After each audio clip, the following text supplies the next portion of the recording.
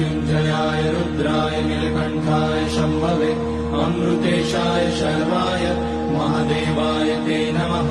नमस्तेऽस्तु भगवन् विश्वेश्वराय महादेवाय त्र्यम्बकाय त्रिपुरान्तकाय त्रिकाग्निकालाय कालाग्निरुद्राय नीलकण्ठाय मृत्युञ्जयाय सर्वेश्वराय सदाशिवाय श्रीमान् महादेवाय नमः।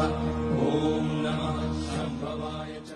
ॐ मृत्युञ्जयाय रुद्राय नीलकण्ठाय शम्भवे अमृतेशाय शर्वाय महादेवाय ते नमः।